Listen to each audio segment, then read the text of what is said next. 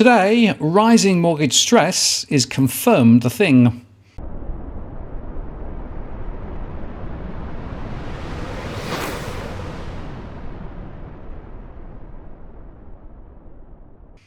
Hello again, it's Martin North from Digital Finance Analytics. Welcome to this post covering finance and property news with a distinctively Australian flavour. An estimated 1.1 million mortgage holders, or 23.9%, were at risk in the December quarter. That's up 358,000 on a year ago, before the Reserve Bank began hiking interest rates, according to new research from Roy Morgan. Now, Roy Morgan uses a very specific way of defining mortgage stress. At risk is based on those paying more than a certain proportion of their after-tax household income, between 25% and 45%, depending on income and spending, into their home loan, based on the appropriate standard variable rate reported by the RBA and the amount they initially borrowed. Extremely at risk is also based on those paying more than a certain proportion of their after-tax income into their home loan, based on the standard variable rate set by the RBA and the amount now outstanding on their home loan. And it's worth saying that my own method, which looks at it rather differently, looking at the holistic cash flow of money in and money out, comes up with a number of 45% in cash flow stress. Now, Roy Morgan says the 3 months to December encompass the 3 interest rate hikes of 0.25%, which took the OCR to a record high of 3.1% in early December. For the first time in this cycle of interest rate increases, the proportion of mortgage holders considered at risk has increased above the long-term average of 22.8% and is at its highest for nearly a decade. Since May 2013, actually, said Michelle Levine, Roy Morgan's CEO. Despite the sharp rise in the level of mortgage stress during the last year, the overall number remained well below the 35.6%, or 1,455,000 mortgage holders recorded during the global financial crisis in early 2009. More concerning, however, was the increase in the number of mortgage holders considered extremely at risk. They were now estimated at 666,000, or 15%, in the December quarter. That is the highest since the 15.1% in July 2017, and was in line with a long-term average of 659,000, or 15.9%, over the last 15 years.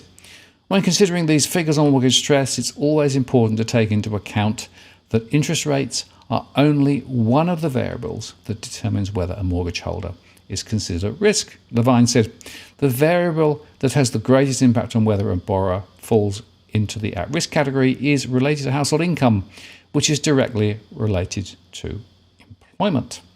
The latest figures on mortgage stress show that as long as employment levels remain strong, the number of mortgage holders considered at risk will not increase to anywhere near the levels experienced during the global financial crisis in 2007-2008, which was a peak of 35.6% of mortgage holders considered at risk in May 2008.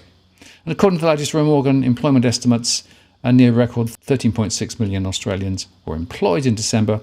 That's up by over 650,000 since February 2020, when there were 12.9 million employed pre-pandemic.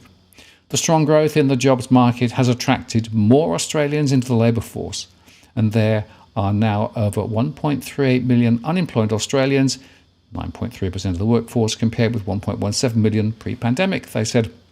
The Roy Morgan CEO said mortgage stress will continue to lift as the RBA continues with its interest rate hikes.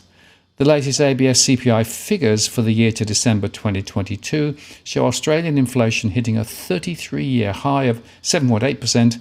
The highest was in March 1990 at 7.8%, by the way. The rising inflation level in Australia and all the indicators from the RBA suggest interest rates will increase again when the RBA meets again in February by 0.25% and again in March by another 0.25% to 3.6%, Levine said. If the RBA does raise interest rates again in the next 2 months by a total of 0.5%, Roy Morgan forecasts that mortgage stress is set to increase to over 1.2 million mortgage holders considered at risk by March 2023, which is 26.3% of all mortgage holders.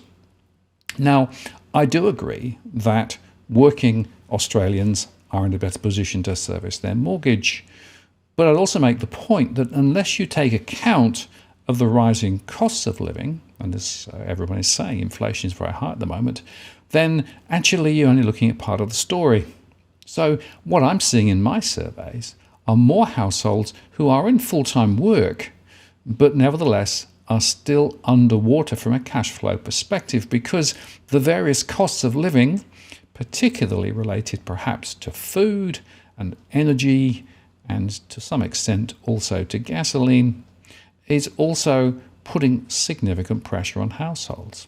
And I think it's also worth just reflecting on the quantum of the increase in mortgage repayments that are triggered by these rate rises. So, whether you look at the Roy Morgan approach to mortgage stress or my own, we can both agree that one, mortgage stress is a thing, and two, it's getting worse and probably will continue to do so into the months ahead.